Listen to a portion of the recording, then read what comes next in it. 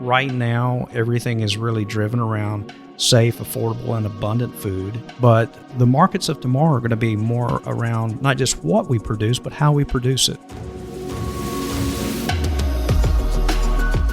Welcome to The Future Faster, a sustainable agriculture podcast by Nutrien Ag Solutions, with our very own Tom Daniel, Director of Retail Sustainable Ag, and Dr. Sally Fliss, Senior Manager, Sustainability Field. This is your opportunity to learn about the next horizon in sustainable agriculture for growers, for partners, for the planet. To us, it's not about changing what's always worked. It's about continuing to do the little things that make a big impact. On this week's episode, Jeff Peters, Director of Sustainable Agriculture Downstream Partnerships, joins us to elaborate on why downstream suppliers are interested in tracking sustainable practices at the farm level, what types of opportunities this provides growers, and how Nutrien Ag Solutions is delivering value to both parties. But if you haven't yet, make sure you're subscribed to this podcast in your favorite app. Also, make sure you follow Nutrien Ag Solutions on Facebook and Instagram.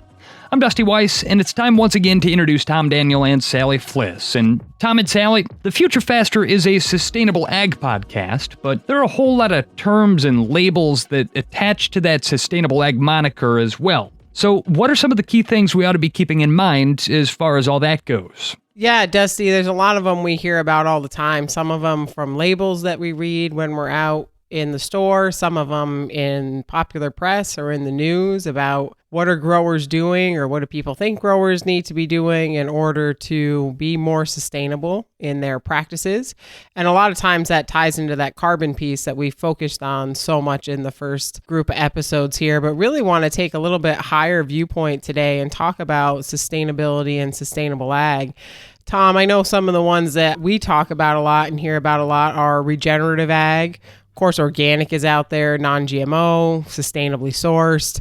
What are some of the ones that you've found, I guess, frustrating is part of my problem with it because there's so many different definitions and terms out there, but people tend to use them interchangeably. Sally, one of the things that I've seen too is most of these are marketing labels. I guess that's what we would call them, right? So there are things that the different companies are trying to differentiate their products on the consumer shelf, and they're doing that by tagging their products with different, what we would call sustainability labeling. So regenerative ag is one of the keys that's being used right now. And if you try to look up a definition of regenerative ag, it really depends on the company using the term, what they actually define it at. So in some situations, regenerative ag and how we would look at it is really about resources of soil, water, and air and how we're making improvements to those. But as we look at other definitions of regenerative ag, it's actually talking about including livestock in the rotational process on a particular farm or acre. So, it's really different based upon the different companies. But other terms that we see in the marketplace today too, organic became a significant part of marketing of different companies. Even non-GMOs are something that's being termed as sustainably sourced. I talked to a grower in California probably 2 months ago, and we discussed how he was doing labeling, and his sustainability label for his tomatoes was completely tied more around sustainability of his labor force and how he was managing his labor on the farm. That was more of the discussion around sustainability. So really, to be honest with you, Sally, we talk about confusion in carbon in some of our previous discussions. There's a lot of confusion around the labeling and things on sustainability. In your opinion, though, sustainability or sustainable ag, it really needs to have one centralized focus, does it not? It does, Tom. I think others have said this on the podcast. Jeff Tarsi mentioned this when we were talking to him. There's got to be a positive environmental change with the practice outcomes. And then we can build on that. And part of that positive environmental change is also looking at, is it sustainable across the whole operation? So is it also sustainable for economics? Is it sustainable for labor needs, markets that are available to that grower? But really getting that positive environmental change is really a key part of whether or not we're moving along that continuous improvement pathway with growers, or as our crop consultants work with people to figure out, are they getting to a more sustainable place through the practices that they're doing? Tom, a lot of this goes back to food labeling and what people want to see, consumers want to see in the grocery stores. I think we talk a lot about downstream partners and CPGs or consumer packaged good companies. What's kind of a definition that you use as we're looking for different downstream partners, talking to different divisions and managers out in the field? Yeah, so downstream partners can make up a long lineage of different ones that participate in that chain. So if you think about, I'll use a corn crop, for example. A downstream partner is anyone that touches that commodity product after it leaves the cornfield. So, it could be the grain elevator that receives it. It could be the processor that takes the commodity product and produces it into the next product. Or if it's a corn crop, it could be the animal livestock production group that's actually taking the corn for feed in their livestock operations. And then we take it down to the consumer package group, which is we're taking the raw material that's being produced there, for instance, meat products, and processing it down into consumer products that'll be placed on the shelf for the consumer. So it goes all the way down the group. When we say downstream, it's really downstream. After that commodity is produced and how many places it touches before it gets to the consumer shelf, all of those are downstream partners.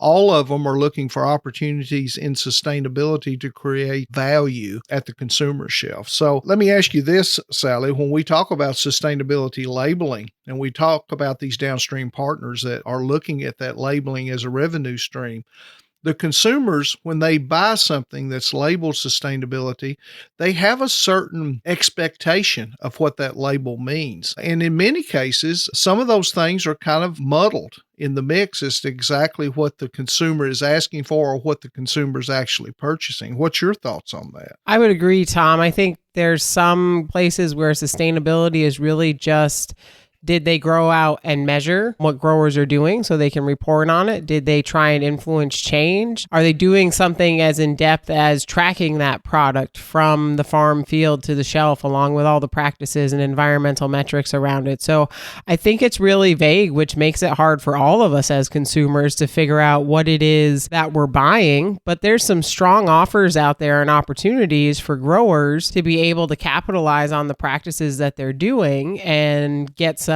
competitive advantage in the marketplace, which we'll touch on a little bit in the next segment. But which ones have you seen or heard about as you've talked to growers in your geography? Up here in the Northeast, it's the milk labeling, it's dairy stuff, it's non-GMO. A lot of local for us up here in the Northeast seems to be a strong one. So which ones have you kind of heard the most about as you've been out in the landscape in your part of the country?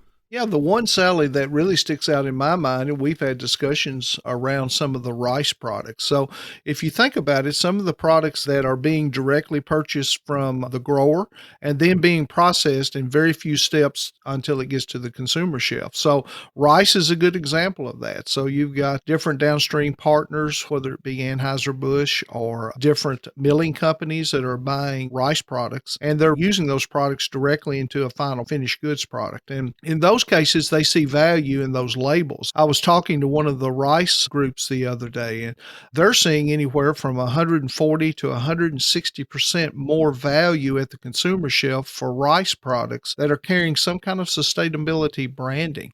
Now, those things are of great interest to us as far as Nutrien Ag Solutions and the growers we work with, because if that kind of value is being created at the consumer shelf, that value can be shared back to the grower. One of the big issues we've always talked about is how much data requirements. And when we start talking about traceability, that even adds another layer of requirement for data.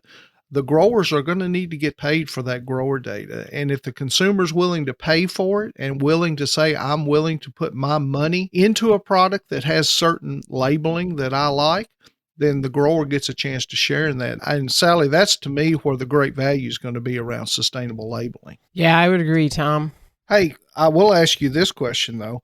When we look at labeling, there's a lot of clutter around sustainability labeling in general today. What do you think the current market opportunities are going to be for that sustainable labeling in the future? Do you see this growing? I'm not sure that some of the terms like organic and non-GMO and regenerative are going to stick, but I do believe consumers are continuing to ask and demand with their wallets products that do have sustainability labeling. I agree, Tom. I think it's only going to keep growing and probably may change terms again as they do market research to figure out what's the term that consumers like the best. But it goes back to what we talked about in our previous episode with Jack. it's that data piece, because that's going to be what drives the stronger claims that these consumer packaged good companies and downstream partners want to make. Is the data actually measured on farm of what practices growers are implementing? So that's still going to be a really strong component. It doesn't matter what words they decide to change it to as the sustainability labeling. Data is always going to play a really strong role in the ability of growers to participate and capitalize on these opportunities. Sally, we talk about the demand on the consumer level, but the question really comes down to, is there an economic reason that a grower would want to participate in those things? And to me, there's always a revenue stream that we look for on these downstream opportunities. But really, the question comes down to, does it make sense for the farming operation plan in general? Is this something that makes sense that's going to drive positive environmental outcomes on my own farm? Yeah, exactly. It's got to be a part of your farming operation plan, and it may start slow. If you're a little bit later adopter, you may be earlier in that journey of sustainability, so you may start on a small acreage. I think we always recommend that. Try out these new practices on a smaller acreage to see how it fits. None of the payments, and I think you would agree with this, Tom, none of the payments we see out there across the landscape, whether it's just sustainability or it's actual verified carbon credits, are enough to justify just paying for a new practice on the farm. So you've got to do that planning and evaluation of what really fits your farm for that environmental and economic return. And certainly the entire topic of supply chain is one that, A, it's been in the news a whole lot more than usual here lately, but B, there's a whole lot of different opportunities to dig up value for growers there. And we've got someone on deck who's an expert in that whole category. We'll be talking to Jeff Peters, Nutrien Ag Solutions Director of Sustainable Agriculture Downstream Partnerships, and that is coming up next here on The Future Faster.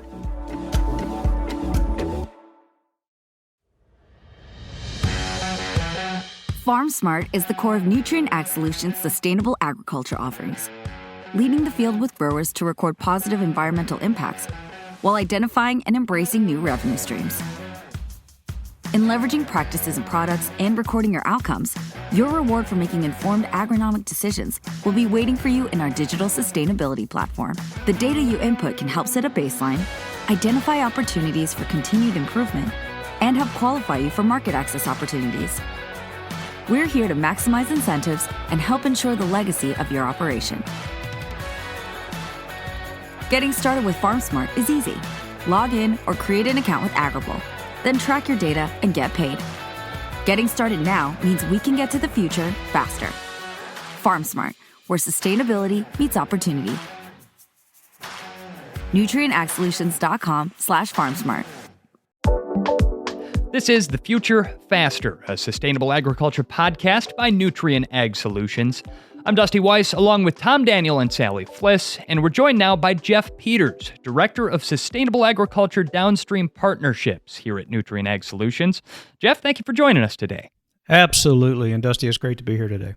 Well, we appreciate you making the time. Jeff, tell us a little bit about your background. Yeah, it's really an incredible journey. I've been in the ag industry now a total of 27 years. I started off as an environmental phase scientist working under EPA registration guideline studies to develop those for submissions, and I have done stints in marketing, regulatory. In the last 14 years, believe it or not, have been working on the topic of sustainability. So 22 years with a large ag supplier, moved on to a consulting group with a digital technology known as Agrible that was acquired about 3 years ago by Nutrien.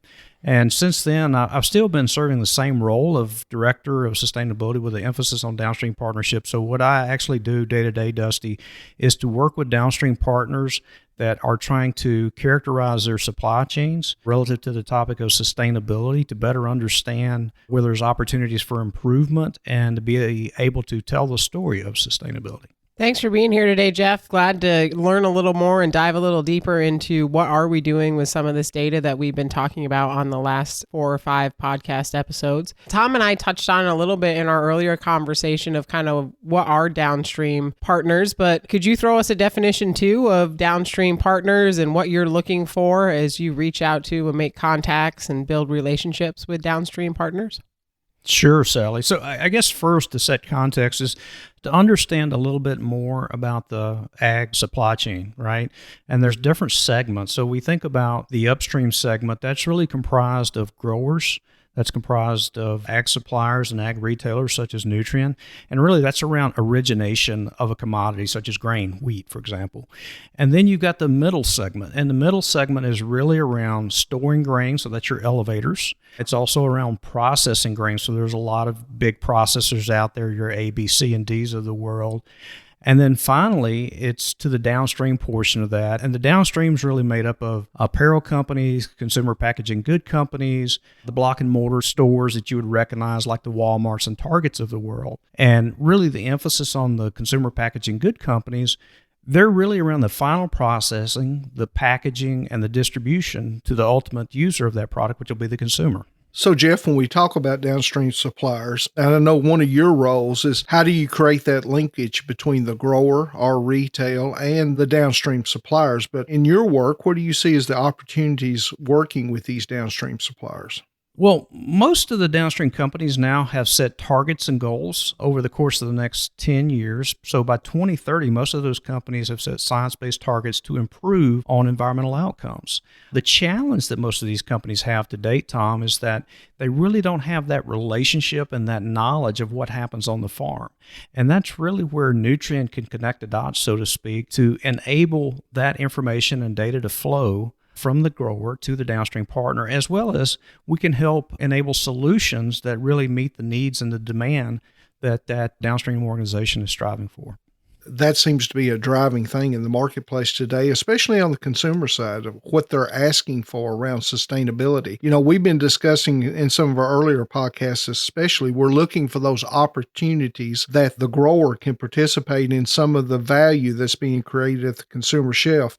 What do you see as some of the popular opportunities being offered right now from downstream suppliers? What are some of the things they're asking for when it comes to grower-based sustainability programs?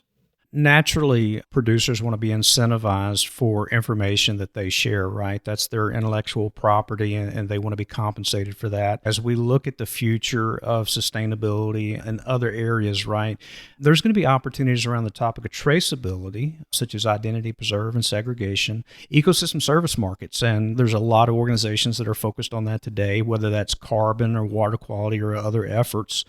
So there's a lot of different areas that folks will focus on, and how these are going to play out in the near future, it's really, really hard to say. We're looking for that catalyst or that driver out there in the marketplace that's going to really have downstream companies and others scale beyond what we've seen today. Because the past 10 years, we'll say, Tom, on sustainability, there's been a lot of efforts underway that were merely pilots, and they were smaller focused just to prove out concepts here.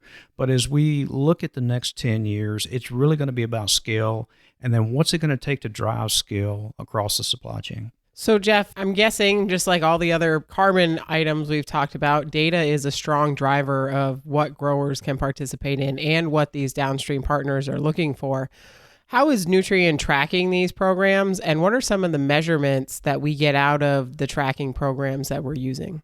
Absolutely. And that's a common question, Sally, as we talk with growers and others alike. Really, we are leveraging the Agrible platform. Agrible was developed, we said, 5 to 7 years ago.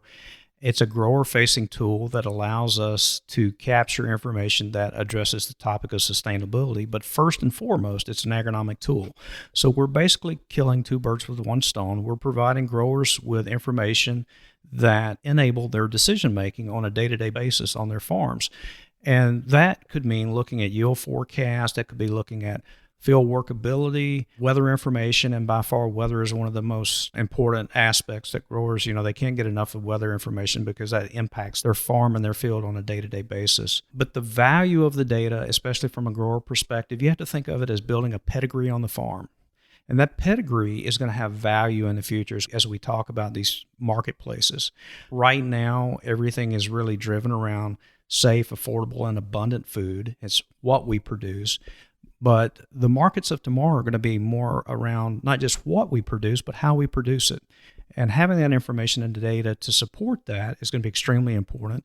And it will also provide market access for producers. So it's really important right now for growers to get engaged, to start building that pedigree, as we just mentioned, on the farm with that information that will enable them in the future marketplace, but also on making better and sound agronomic decisions. So, Jeff, I ask you this question. I think you've answered this in a way, but why do downstream suppliers really even care about this? Why is sustainability or how the products are being produced on the farm? Why is that important to the downstream suppliers? Well, Tom, if you watch every evening on the news, you'll hear this or you'll hear it in social media. You hear the topics around climate change, right? And how organizations, how governments are actually addressing this topic. And it's first in mind for a lot of folks. Also understanding that our global population is going from around 8 billion people to around 9.5 billion people. So with that, we have a finite number of natural resources, meaning soil, water, and air. And how do we manage those more efficiently and more effectively? So from a downstream perspective and from a pure business perspective, it's about ensuring resilience of these supply chains. It's making sure that they are mitigating risk as they look at the future, so that if you're sourcing in a geography that may have a natural resource constraint, we'll say water, you're really going to consider how you work in that area and how you source in that area in the future, because you don't want anything that's going to chip into the bottom line, right? So again, it's how efficiently, how effectively these supply chains are managing risk. It's also about compliance, because you have a lot of organizations out there, such as Walmart, and we'll talk about the Gigaton project, that are really striving to reduce emissions overall. And then you have ESG compliance, which is really looking at how organizations are greening their supply chains and being able to communicate this story with defensible information. And then finally, they see sustainability as a brand asset. And there's very few that I've seen to date that have accomplished this, but understanding that there is marketing potential for companies that are able to bring these products to market. Jeff, you mentioned a bunch of different programs there, the Walmart's Gigaton Challenge, ESG reporting. We talk a lot about the reporting required for the carbon market piece. What metrics are these companies looking for when they want to get that grower data? And how do they use that data? Because I know we get pushback from the field as we talk to them. Who's going to see my data? What are they going to do with it? How are they going to use it? What are you hearing from the consumer packaged goods side or the downstream partner side as to what are the metrics they're looking for and how do they want to use them going forward? Sally, there's not a one-size-fits-all with that particular question, to be quite honest with you. Each organization has different areas of emphasis or focus. There have been a number of standard organizations around that have been there for at least a decade. I'll say Field to Market is one of those, Cool Farm Alliance, that have developed sustainability metrics that have been endorsed now by the industry and is inclusive of downstream partners, USDA, nonprofit organizations, as well as the entire ag supply chain that would be inclusive of ag suppliers, ag retailers, and others. So there's generally a number of quantifiable metrics that they look at, but again, we'll come back to soil, water, and air. Soil conservation is one of those that really lead indicator for a lot of organizations to date, and soil health in particular. So as we look at that, as we look at soil quality, as we talk about the topic of carbon, how do we enable that? Water conservation is another one. So if you understand U.S. agriculture, there, at least for corn, there's over 10 million acres of irrigated corn out there. How do we use that water more efficiently, right? So at the end of the day, the organizations are looking at efficiency and how do we continue to do it better. And to be quite honest with you guys, if we think about agriculture and the multi-generations that have been farming, it's always been about doing it better. If they weren't doing it better, they wouldn't be in business right now. So it's communicating the stories with quantifiable metrics of what growers are doing today, and then how do we assist those growers as Nutrien on doing it better tomorrow. And I guess the follow-up there is who gets to see the grower data? Growers are always concerned about who's seeing their data and where it's going. How do the downstream partners that we work with look at the data? Are they looking at individual fields? Do they get right down into it with individual growers? How are they looking to tell that story? It's really dependent on the program and the project. We do offer a number of projects out there right now that are simply measurement. So we're trying to baseline a given supply shed area to understand how those producers are doing on those environmental outcome metrics. In that case, the information is aggregated and anonymized, so any downstream partner would only be seeing that level of information. It's never down to a farm level, it's never down to a field level, and it's always anonymized data. Grower data privacy is always first and foremost for Nutrien, and it's all about choice with the grower. We're being very transparent of how that information is being used, how it will be shared, and making growers aware of that. So, Jeff, one question I would have, if I had a grower today that said, hey, I'm interested in maybe what Nutrien's working on with some of the downstream processors or some different groups in the marketplace, what would be your recommendation to that grower? How could he find out more information about some of these projects? Yeah, probably first would be to reach out to your local retail and work back through our network. We do have regional leads, Tom, that are helping to guide our local branches and divisions through this topic of sustainability. And then just setting up an agrible account. And then we will do a lot of the heavy lift for you. What we actually do is if we find a match with a downstream partner in a given geography for a given crop, we'll be able to reach out to that grower and assist them in the process of onboarding and letting them know what the opportunity might be. And if they qualify and if they're interested, we'll sign them up. If I was a downstream processor today, Jeff, why would I look to Nutrien as being a valuable source in that value chain from the grower all the way to the consumer shelf? Where is our fit in that place? Nutrien has a really natural fit as we talk about this because we have that one-on-one relationship with the grower. And if you look at our local agronomist of over 3,600 that spans the globe, and then we have over 2,000 retail locations, and we're a provider of all things input related, as well as servicing growers financially through financial services and digital solutions. We are working side by side with that grower every day. And it's really, really critical for success for these downstream customers that they have someone that has that local relationship. At the end of the day, success is through trust and collaboration. And if you look at the fundamentals of Nutrien and One Nutrien now, it's all about leadership. It's about collaboration. It's really about challenging ourselves, right, of what this marketplace is going to look like in the future. And that fourth one that I just mentioned is trust. It's all about trust with the grower. And guys, at the end of the day, we can't risk a relationship if we're not bringing solid offers to our producers and something that we know is going to benefit them, not just for this season, but is also going to benefit them for the legacy of that farm and their kids farming in the future. So that legacy piece is really, really important, Tom. So, Jeff, you mentioned that each of these programs, as you're working with downstream partners, tends to be a little bit different to meet the need of those suppliers or partners downstream. We see the same thing in the field where we're trying to meet the needs of growers across the wide landscape. As you mentioned, we have a pretty large footprint, so it's a lot of different stuff happening out in the field. When you talk to downstream partners, what's your discussion with them around how to approach implementing stuff? We see a lot of programs out there that just want to pay growers to do one or two individual practices. And I think we've discussed multiple times on here, Tom, that that's really not the approach we want to take. We want to take a system level approach.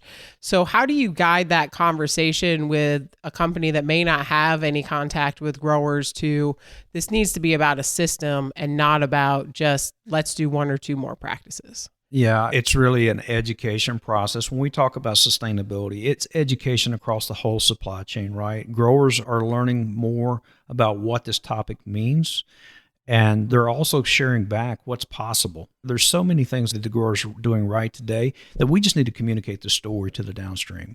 Systems level is absolutely where it's at because we have to think about resiliency of those systems and look across not just that single crop, but that rotation.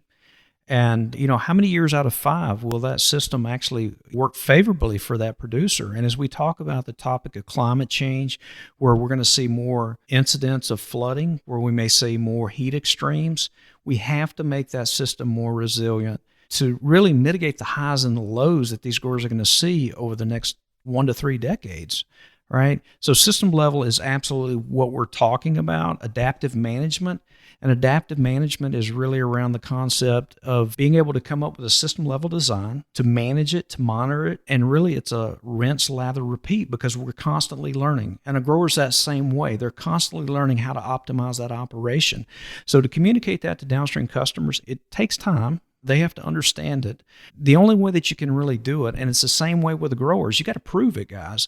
It's great to talk about a lot of these topics, but really walking fields, seeing what it means, having the downstream partner engage with the grower at events where they start learning together. That's how we move the curve here for the future. So it really is about engagement. And I know COVID has restricted a lot of our engagement here the last 16 to 18 months, and hopefully things are improving. And with that improvement and with these targets that a lot of these downstream customers have, I do see that we're going to get more momentum. We are going to be able to scale here in the next 5 to 10 years. And it's really exciting. We're seeing a transition of the marketplace and actually how growers will play a more pivotal role in the marketplace. Well, and certainly it's a great story to tell, and you talk about engagement. Certainly it's a story that we hope to tell again and again in this podcast in many different ways because, there's a lot of value in these practices, not just from a sustainability perspective, but from a market perspective as well. And with the tools that Nutrien Ag Solutions has laid out here, you've charted a course for growers to make sure that they're getting their fair share of that new value that's being created as well. So we just can't say enough about it. But Jeff Peters from Nutrien Ag Solutions, thank you so much for joining us on this episode of The Future Faster. Thank you, Dusty. That is going to conclude this edition of The Future Faster, the pursuit of sustainable success with Nutrien Ag Solutions. New episodes arrive every other week, so make sure you subscribe in your favorite app and join us again soon. Visit futurefaster.com to learn more. The Future Faster podcast is brought to you by Nutrien Ag Solutions, with executive producer Connor Irwin, editing by Doug Russell, and production oversight by Larry Kilgore III, and produced by PodCamp Media, branded podcast production for businesses, podcampmedia.com. For Nutrien Ag Solutions, thanks for listening. I'm Dusty Weiss.